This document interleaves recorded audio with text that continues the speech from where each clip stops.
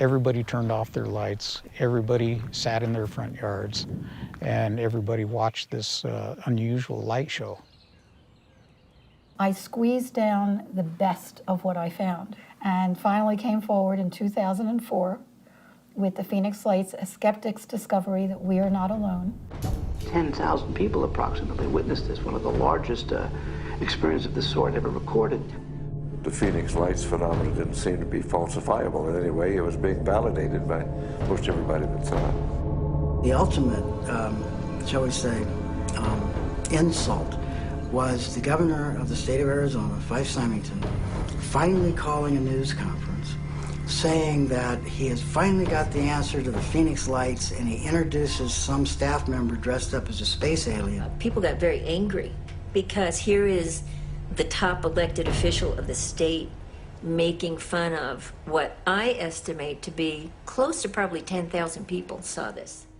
Under the watchful eye of the public, Symington retracted his statement. If you had been here 10 years ago and standing out here and looking up there at the lights and the view, you would have been astounded. You would have been amazed. The so-called Phoenix Lights were seen by many people in 1997. Skeptics say they were military aircraft or flares, but not the former governor. It was probably some form of an alien spacecraft.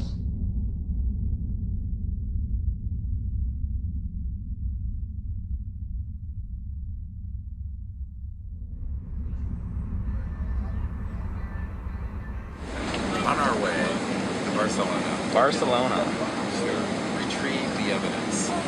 Dr. Bravo. Hi, baby. Are you ready for the trip? I'm ready for the trip. I'm so excited. Okay. We're going to do some very wonderful work, and I can't wait to get the results.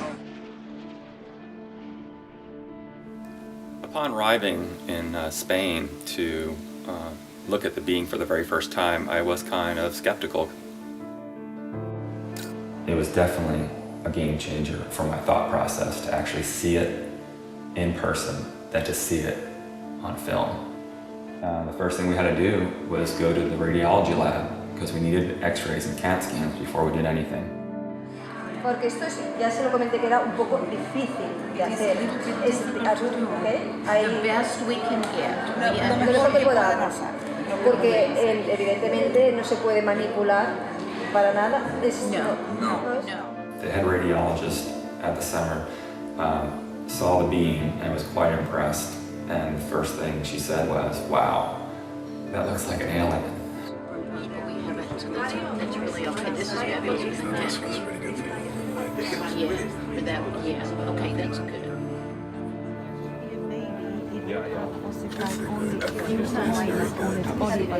This one is complete. When the CAT scan images started coming up on the computer, it was just profound. And I saw inside the bone, and I saw, organs and lung material, brain material. I knew that this was not a hoax, it was not fake, that this was actually some sort of living creature.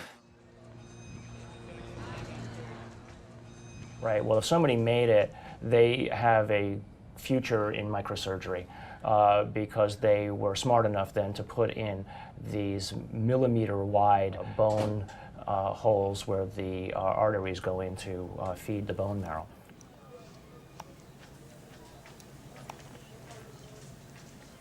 And so now the challenge is to prove what it is, right? My interest, frankly, is to disprove that it's anything unusual or anything paranormal. I would like to prove that this is human. I would like to prove that this is just an interesting mutation, but obviously if you leave your mind open, or I should say if you leave your mind closed to alternatives, you'll never see what those alternatives might actually be. In every situation with scientists, your reputation's at stake. I have every expectation that even doing this is going to lead to some ribbing from some of my colleagues, right? But I think that that's perfectly acceptable because at the end of the day, who's going to validate these things? If someone isn't willing to step forward and do it right, then you're going to have it sitting out there forever, hanging in limbo, right? I mean, if you let other people and their opinions stop you from believing what you know to be true, then all you're doing is stopping the possibility of progress. Anytime anybody tries to study this subject seriously, were subject to ridicule.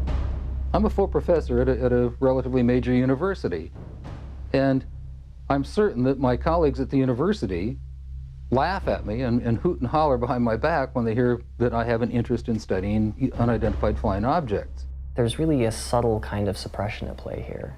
You don't worry about what the CEO of Enron thinks about what you say. You worry about what your friends think. You worry about what your parents would think if you posted whatever you care about on Facebook or something. We take the risk to appear to be a crackpot. There may be people who are going to be threatened by that for any number of reasons. My feeling was that I was involved in a lot of strange activities, so I tried to say to myself, let's not look at this with too much exposure and mention it, because there's a question of credibility. This should be the subject of rigorous scientific investigation and not the subject of rubbishing by tabloid newspapers. Mufon is the Mutual UFO Network, and it was founded in 1969 by Walt Andrus. And our mission statement is the scientific study of UFOs for the benefit of humanity.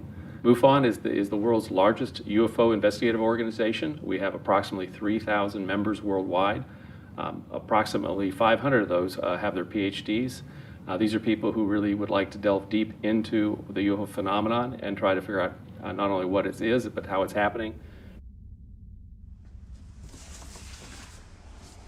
Armed with what he thought was some of the best available evidence, including the Phoenix Lights, Steve Greer organized a Project Starlight briefing before several Congress, Pentagon, and White House staff members. Things seem to be on track for disclosure. Of the device and the internal, all of it, with a lot of detail, and this is a cutaway. This was done and escaped government control, whereas the Bentwaters case took 20-some years in England. So this is in our possession and not the Ministry of Defense. So, where it would never be found. Where it'd be going to a black hole, right? Yeah. But then the bad news came. Sherry Adamiak, Steve's partner and longtime friend, along with Steve and another team member, were all suddenly diagnosed with a malignant cancer.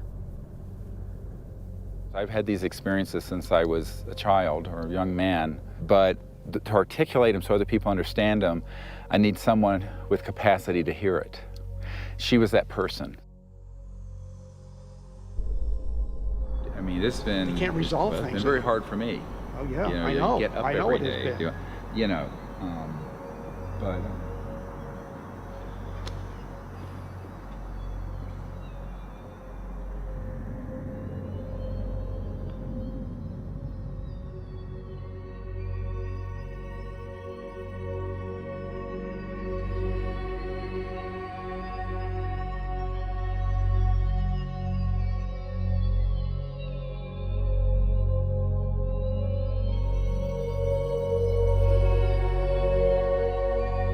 One of the last places she wanted to come was here.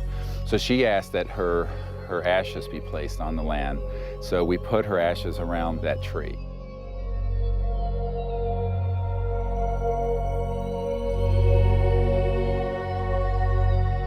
I don't take anything for granted, frankly, and so each time that I do a presentation or lead a group, I think, this may be the last time.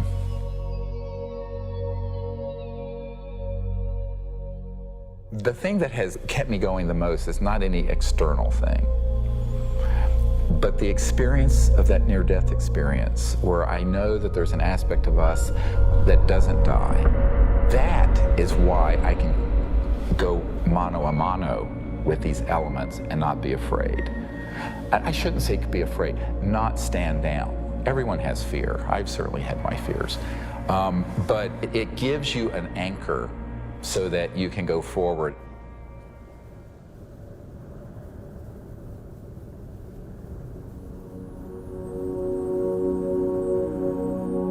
More than ever, Dr. Greer understood what he had always sensed. It was not the power of a cosmic field or quantum vacuum that would propel us into a new world. It was the mind. This really is the opening to an entirely new science of consciousness. You can maybe think of consciousness as a television set. On the TV screen, you see pictures and sounds and so forth. And if you tried to find out where that was coming from and you looked inside the television, you're not going to find it. It's not there. The signal is in the radio waves around it, invisible to us, that's being interpreted by the television as pictures and sounds. So this is very much like the state of how we understand the mind and consciousness. Dr. John at Princeton proved that putting your awareness on a device that was a random number generator would affect it. So you have this random number generator and it's producing 50-50 ones and zeros. And then you introduce a person into the picture and you tell them, try to affect it with their mind. Think more ones or more zeros. You measure that, and sure enough what they found was that there are more ones or more zeros being produced that correlate to that person's intention. So we can see effects being produced forwards and backwards in time, which is really strange. Distance doesn't seem to matter as much. You can get the same strength of effects if you're right in front of the REG or if you're on the other side of the planet. Consciousness is a non-local field, and it isn't limited to your brain waves and body. Dr. John once had the opportunity to ask the Dalai Lama if he thought the random number generators themselves were conscious. And the Dalai Lama thought about it, and his reply was that if you think they're conscious, then they're conscious. Just like consciousness can have positive effects on the zeitgeist or ether, it can also work the other way.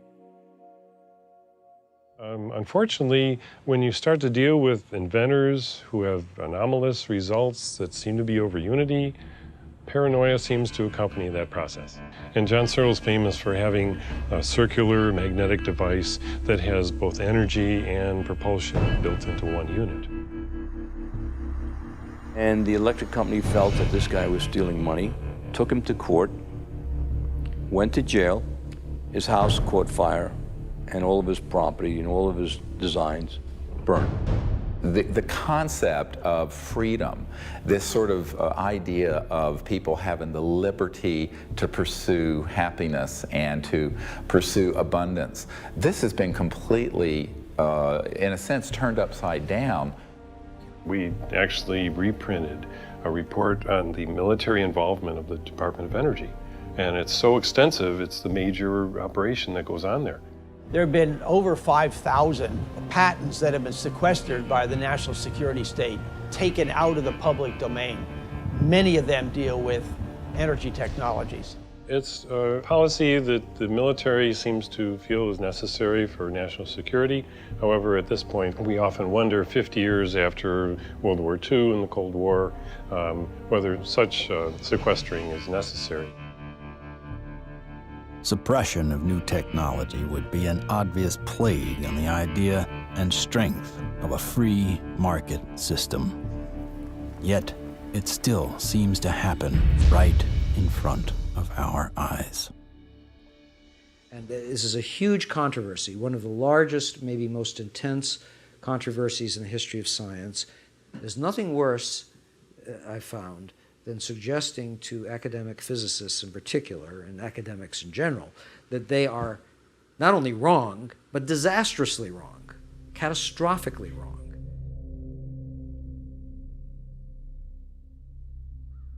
Cold fusion patents have not been approved.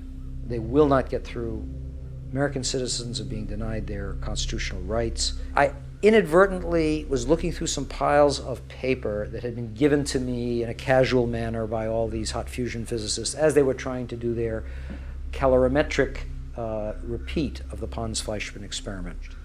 And I was stunned. I couldn't believe what I was seeing. It looked like monkey business to me at the time, and it has turned out to be exactly that. It was represented as a negative result when it was positive.